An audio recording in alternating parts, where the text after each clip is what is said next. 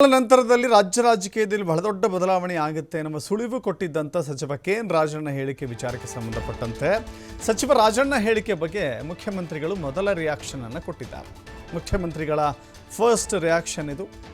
ಸಚಿವ ರಾಜಣ್ಣ ಬದಲಾವಣೆ ಆಗುತ್ತೆ ಅಂತ ಹೇಳಿದ್ದಾರೆ, ಇಂಥದ್ದೇ ಬದಲಾವಣೆ ಅಂತ ಹೇಳಿಲ್ಲ, ಸಣ್ಣ ಪುಟ್ಟ ಬದಲಾವಣೆ ಆಗುತ್ತೆ ಅಂತ ಹೇಳಿದ್ದಾರೆ ಅಷ್ಟೇ. ರಣದೀಪ್ ಸಿಂಗ್ ಸುರ್ಜೇವಾಲಾ ಬೆಂಗಳೂರಿಗೆ ಬರ್ತಾ ಇರೋದು ನಿಜ, ಪಕ್ಕದಲ್ಲಿ ಅಥವಾ ಪಕ್ಷದಲ್ಲಿ ಸಮಸ್ಯೆ ಇರುವ ಕಾರಣಕ್ಕೆ ಬರ್ತಿದ್ದಾರೆ ಅಂತ ಅಲ್ಲ ಅಂತ ಹೇಳಿ ಸಿದ್ದರಾಮಯ್ಯ ಸಮರ್ಥಿಸಿಕೊಂಡಿದ್ದಾರೆ.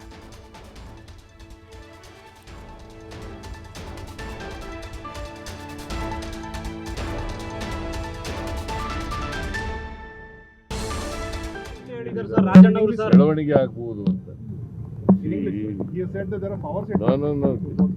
ಡೆವಲಪ್ಮೆಂಟ್ ಅಂತ ಹೇಳಿದ್ದಾರೆ.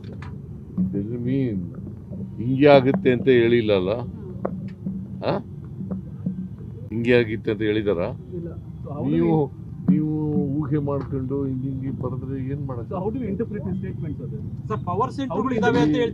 Better to ignore it.